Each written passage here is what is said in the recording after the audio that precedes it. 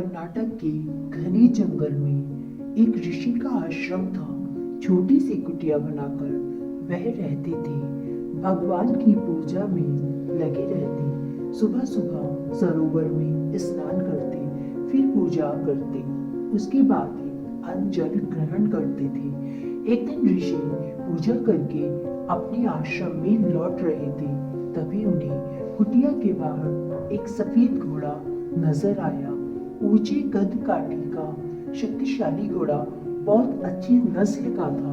न लगाम न जीभ, लगता था आसमान से उतरकर वहां आ खड़ा हुआ हो। किसका घोड़ा है यह, यहाँ कैसे आ गया? सोचते हुए ऋषि घोड़े के पास पहुंचे, प्यार से उसे थपथपाया। हाथ लगाते ही घोड़ा खुशी से हिनहिनाया। ऐसा लगा जैसे वह ऋषि को पहचानता हो। ऋषि ने घोड़े को अपने पास रख लिया। भगवान का भेजा मानकर उसका नाम भगवान भरोसे रख दिया। जब भी ऋषि उसे भगवान भरोसे कहकर पुकारते, घोड़ा दौड़कर उनके पास आ जाता। ऋषि उसे अपने हाथ से घास खिलाते। दोनों ऐसे घुल मिल गए कि ऋषि घोड़े से मिले बगैर ना रह पाते। यह जंगल केल्दी नामक राज्य में पड़ता था। वहाँ का राजा था शिवम नायक। वह बहुत शक्तिशाली व वीर था। एक दिन वह अपने सैनिकों के साथ शिकार पर निकला। जंगल में पहुंचकर वह शिकार के लिए जानवरों को खोजने लगा। तभी उनकी नजर ऋषि के घोड़े भगवान भरोसे पर पड़ी। अरे कितना सुंदर घोड़ा है, यहाँ कहाँ घूम रहा है? जाओ इस घोड़े को पकड़ कर लाओ। शिवम नायक ने अपने सैनिकों को आदेश दिया। सैनिकों ने जाकर भगवान भरोसे को घेर लिया, परंतु इतनी आसानी से भला वह सैनिकों के हाथ कैसे लग जाता? कई सैनिकों को घायल कर वह आश्रम में जा पहुंचा। घायल सैनिकों ने शिवम नायक के सामने जाकर घटना के विषय में बताया। उसे क्रोध आ गया। वह अकेले ही आश्रम जा पहुंचा। देखा ऋषि अपने घोड़े को प्यार से घास खिला रहे थे। प्रणाम ऋषिवर, मेरा नाम शिवम नायक है। मैं इस राज्य का राजा हूँ। कहते हुए उसने ऋषि के चरण छुए। महाराज, आप इस गरीब की कुटिया में ऋषि चौके।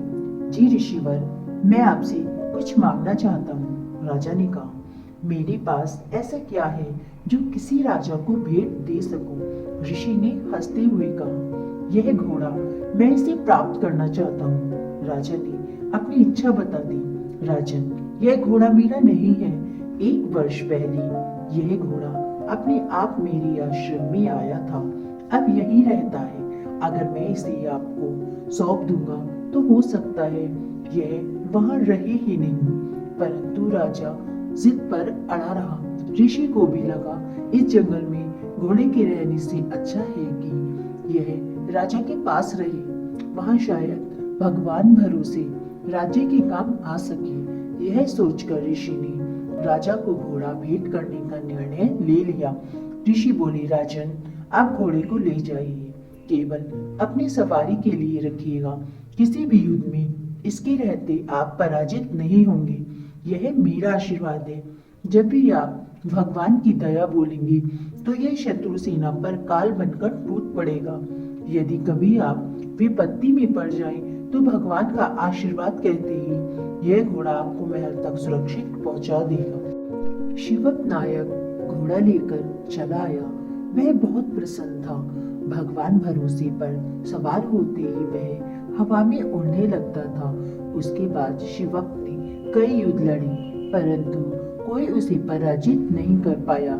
केल्दी का पड़ोसी राज्य था मैसूर। वहां के राजा चक्रदेव की शिवम नायक से ठनी रहती थी।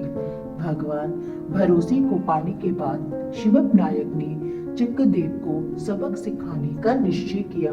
दोनों राज्यों में भयंकर युद्ध छिड़ गया। मैसूर की सेना बहुत शक्तिशाली थी। युद्ध के दौरान शिवम नायक घिर गया। उसे मृत्यु नजर आने लगी। तभी उसे ऋषि की बात याद आई। उसने जोर से कहा, भगवान का आशीर्वाद। बस फिर क्या था, भगवान भरोसे तीर की तरह छूटा और कुछ ही क्षण बाद वह महल में था। उधर देव आश्चर्य से देखता रह गया। उसकी समझ में नहीं आया कि आखिर शिवक नायक कहाँ गायब हो गया। वह हाथ मलता हुआ वापस चला आया। शिवक नायक घोड़े के साथ ऋषि के पास पहुंचा। बोला, आज मैं जीवित हूँ तो इसका श्रेय भगवान भरोसे को है। मैं आपके आश्रम के लिए कुछ करना चाहता हूँ, मुझे आज्ञा दे। ऋषि बोली, मुझे कुछ भी नहीं चाहिए, बस आप मेरी बात याद रखिएगा। इस घोड़े को किसी और को सवारी के लिए ना दीजिएगा, नहीं तो कुछ भी अनिष्ट हो सकता है। समय गुजरता गया। भगवान भरोसे के कारण शिवप नायक ने कई युद्ध जीते। आसपास के सभी राजा उसके अधीन हो गए। केवल एक ही राज्य बचा था, बीजापुर। शिवप नायक की इच्छा थी कि बीजापुर भी उसके अधीन हो जाए। शिवप नायक का एक ही बेटा था, वीरप नायक। पिता की तरह वीर वीरप भी बीजापुर को जीतने का स्वप्न देखा करता था। पिता से आज्ञा लेकर वह सेना सहित बीजापुर को जीतने चल पड़ा। सवारी के लिए उसने भगवान भरोसे को चुना। पुत्र मोह में शिवप नायक ऋषि की चेतावनी भूल गया। बीजापुर का सेनापति रडदुल्ला खान भी युद्ध के लिए चला। जब उसकी सेना घने जंगल से गुजर रही थी तो वीरप के सैनिक पेड़ों के ऊपर से बीजापुर की सेना पर टूट पड़े। अचानक हुए हमले से वे घबरा गए। सैकड़ों सैनिक मारे गए। बहुत से मैदान छोड़कर भाग निकले। अपनी विजय देखकर वीरप खुशी से चिल्ला उठा, भगवान का आशीर्वाद। सुनते ही भगवान भरोसे तीर की तरह भागने लगा। वीरप घबरा गया, कैसे रोके समझ नहीं पा रहा था। तभी उसे भगवान की दया शब्द याद आया। उसने उसे दोहराया। सुनते ही घोड़ा पैतरे बदल बदल कर घूमने लगा, जैसे युद्ध में लड़ रहा हो। पास ही एक दलदल था। घोड़ा उसमें जा गिरा, कीचड़ में धंसने लगा। वीरप को लगा अब वह नहीं बचेगा। वह मदद के लिए जोर जोर से चिल्लाने लगा। कुछ सैनिक वीरप की खोज में उधर ही आ रहे थे। उसकी चीख सुनकर वे वहां पहुंचे। किसी तरह घोड़े और वीरप को दलदल से निकाला। वीरप अपनी सेना के साथ अपने राज्य में पहुंचा। विजय की बात सुनकर शिवप नायक बहुत प्रसन्न हुए, परंतु वीरप के दलदल में गिरने की बात जानकर वह घबरा गए। उन्हें रात भर नींद न आई। अगले दिन बहुत सवेरे वह भगवान भरोसे को लेकर ऋषि के आश्रम में जा पहुंचे। सुबह सुबह राजा को देखकर ऋषि चौंक पड़े। आने का कारण पूछा।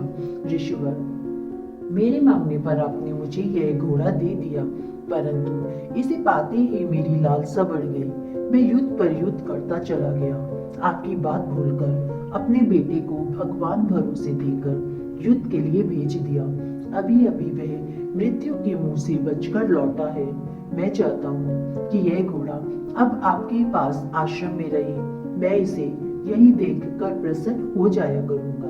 शायद यही मेरे लिए और इस घोड़े के लिए ठीक रहेगा, राजा ने कहा। फिर ऋषि को प्रणाम कर लौट पड़ा। ऋषि ने घोड़े को प्यार से थपथपाया। भगवान भरोसे भी खुशी से हिनहिना उठा। वह अपने घर लौट आया था।